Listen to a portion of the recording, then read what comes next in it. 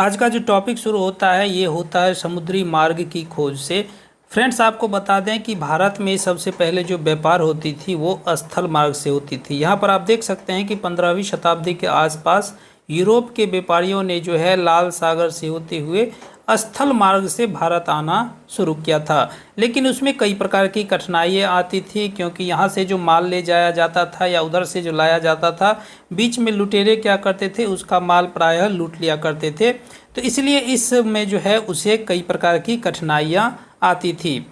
लेकिन उसके बाद जब पुर्तगाली नाविक वास्को डी गामा 1498 ईस्वी में यूरोप से लेकर अफ्रीका के का चक्कर जो है लगाता हुआ केप ऑफ गुड होप के रास्ते से जब भारत के पश्चिमी तट कालीकट बंदरगाह पहुंचा और भारत तक से यूरोप से होते हुए भारत तक के बीच का समुद्री मार्ग का पता लगाया, तब जो है व्यापार करना थोड़ा आसान हो गया।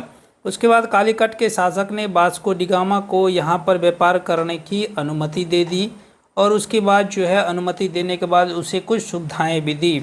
वास्को डी गामा ने भारत में से जो है गरम मसाला लेकर वापस लौटा और उसे जो है वहाँ पर 60 गुना, यानी जो यहाँ पर जो है पैसा लगा था उनका, वो जब यहाँ से गरम मसाला ले जाया गया तो वहाँ पर जो उसे बेचा 60 गुना अधिक मुनाफा उनको हुआ। तो 60 गुना जब वो मुनाफा कमाया गरम मसाला पर, तो उसमें जो है व्यापार करने की और जो है होड़ लग गई।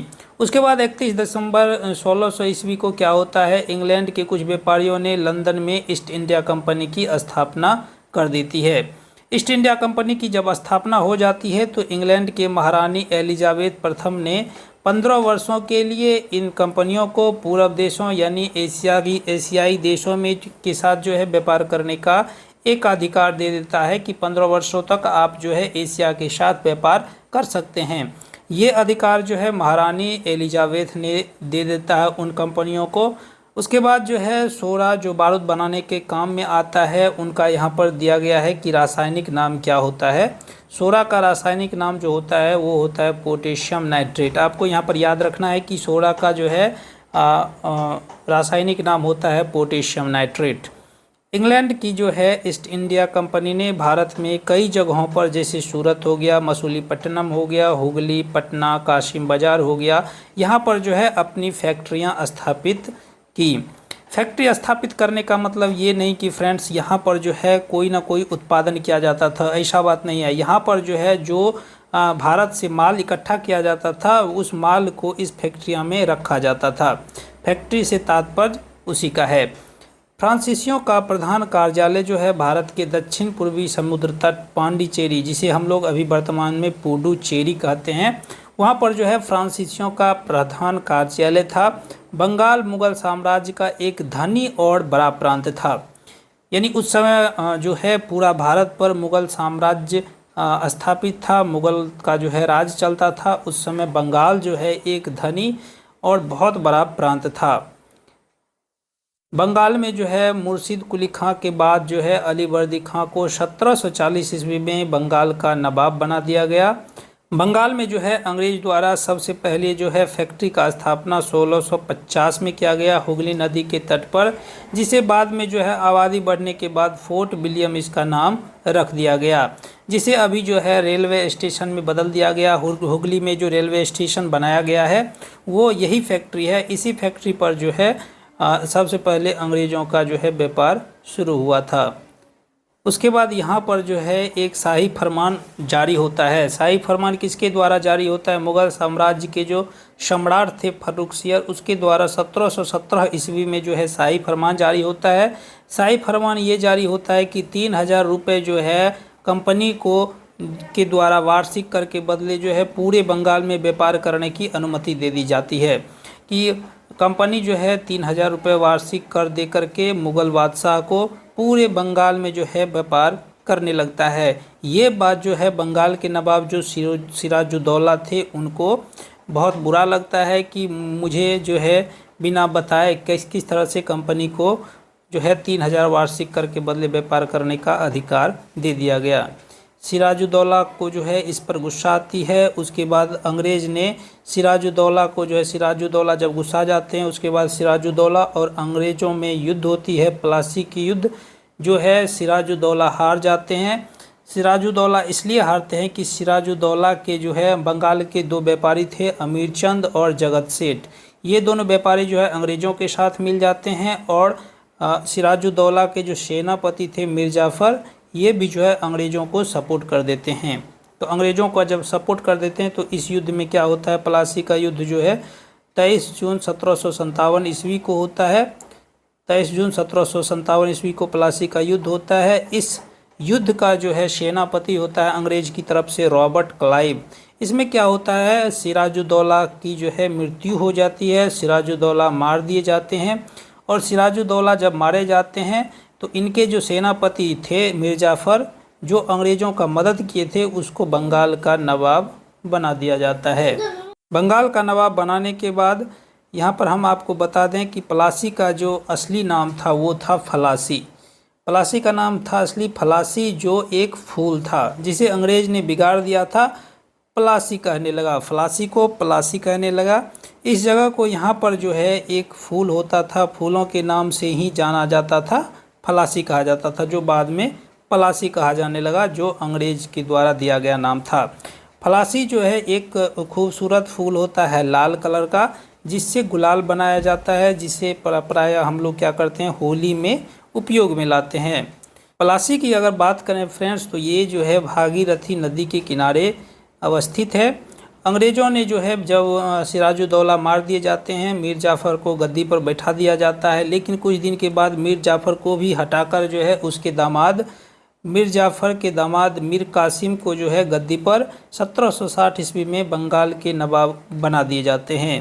कुछ दिनों के बाद जब मीर कासिम को पता चलता है कि उनके साथ गद्दारी की जाती है, तो वे क्या करते हैं, अपनी राजधानी मुर्शिदाबाद से जो है हटा कर के मुंगेर स्थानांतरित कर देते हैं। मुंगेर जो बिहार में अभी अवस्थित है, मुंगेर जो है स्थानांतरित कर देते हैं अपनी राजधानी। अब उसके बाद क्या होता है, जब मीर कासिम से भी युद्ध होती है अंग्रेज़ों की, जिसे हम लोग बक्सर का युद्ध कहते हैं। इसमें मीर कासिम जो है मीर कासिम के साथ जो है मुग़ल सम्राट शाह आलम थे और अवध के नवाब शुजा-उद-दौला, ये दोनों जो है मीर कासिम को सपोर्ट करते हैं 1764 ईस्वी में बक्सर के युद्ध में। लेकिन फिर भी अंग्रेज़ विजयी हो जाते हैं। अंग्रेज़ जब विजयी हो जाते हैं तो शुजा-उद-दौला जो अवध के नवाब थे उनकी भी हार हो जाती है, और मुग़ल बादशाह जो शाह आलम थे उनकी भी हार हो जाती है। इसके बाद इलाहाबाद की एक संधि होती है। इलाहाबाद की संधि में जो है क्या होता है, अंग्रेज़ को जो है बंगाल, बिहार और उड़ीसा की दीवानी मिल जाती है। अब उन्हें एक अधिकार मिल जाता है पूरे बंगाल, बिहार और उड़ीसा पर जो है राज करने की। ये कब होता है, 1765 ईस्वी में इलाहाबाद की संधि में। उसके बाद जो है अंग्रेज़ क्या करता है, सहायक संधि लाता है। सहायक संधि जो है, सहायक संधि स्वीकार करने वाला जो है सबसे पहला राज्य जो होता है वो हैदराबाद होता है, उसके बाद अवध होता है। सबसे पहले हैदराबाद जो है सहायक संधि स्वीकार किया, उसके बाद अवध सहायक संधि स्वीकार किया। सहायक संधि क्या होता है, चलिए हम आपको यहाँ पर बता देते हैं। सहायक संधि जो होता है, ये कुछ जो राज्य होते हैं उसमें कुछ हिस्से जो है अंग्रेज़ को देने पड़ते हैं, वो उसको अपनी सेना रखने के लिए, है ना, सेना रखने के लिए जो है अंग्रेज़ को दे दिए जाते हैं, और वहाँ से जो है उस राज्य पर उसके अंग्रेज़ अधिकारी नज़र रखते हैं, और उसका जो राजस्व वसूली होता है उनका कार्य भी जो है अंग्रेज़ के द्वारा किया जाता है। और राज्य के जितने सारे अंदरूनी मामले होते हैं उस पर भी अंग्रेज़ अधिकारी के द्वारा नज़र रखा जाता है। साथ ही साथ इस सैनिक पर जो खर्च होता है उन सभी खर्च का वहन जो है उन राज्यों को किया जाता है। इसी को हम लोग सहायक संधि कहते हैं। अब चलिए हम मैसूर की बात करते हैं, जहाँ के टीपू सुल्तान थे। टीपू सुल्तान का आपने नाम तो सुना ही होगा, जो दक्षिण भारत के का राज्य था मैसूर, जिसे हम लोग अभी वर्तमान में कर्नाटक कहते हैं। उस समय काफ़ी समृद्ध और ताकतवर था। जहाँ के राजा जो थे हैदर अली थे, उन्हीं का लड़का जो है ये टीपू सुल्तान है। हैदर अली एवं टीपू सुल्तान जो है कहाँ के शासक थे, मैसूर के।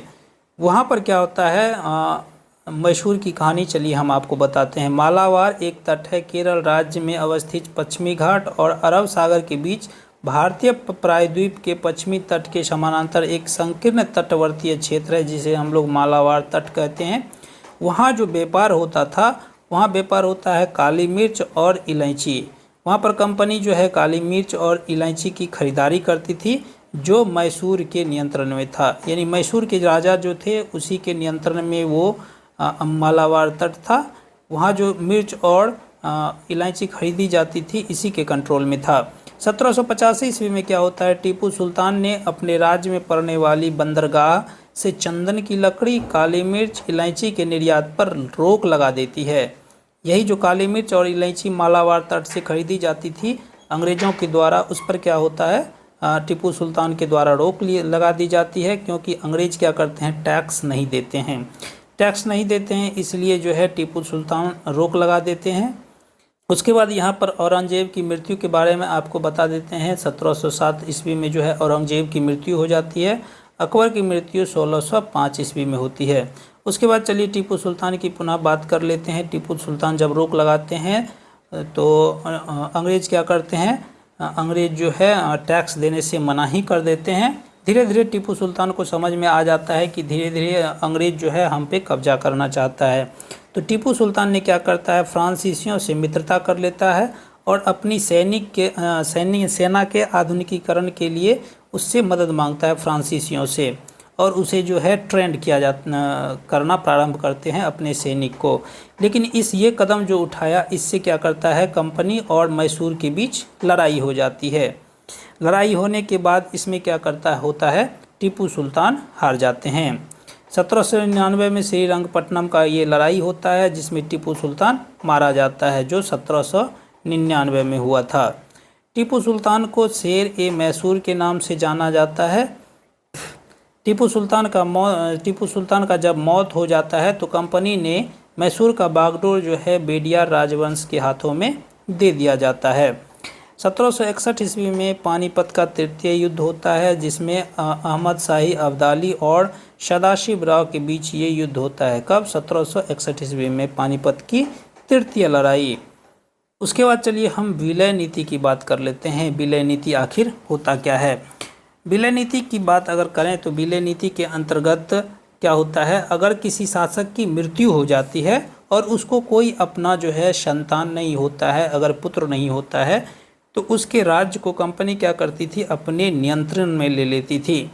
इस नीति के तहत जो है 1848 से 1856 के बीच सातारा को अपने अंदर ले लिया गया। विलय नीति के तहत संबलपुर, उदयपुर, नागपुर और झांसी को जो है विलय नीति के अंतर्गत अपने अंदर में ले लिया, अपने कब्जे में ले लिया। कौन, अंग्रेज।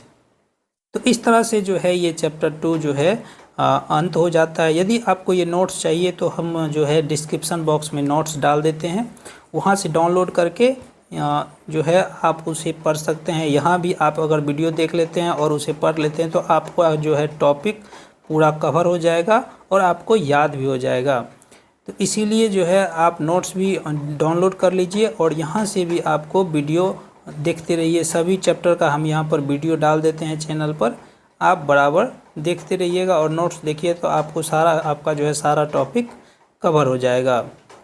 मिलते हैं नेक्स्ट वीडियो में, तब तक के लिए धन्यवाद।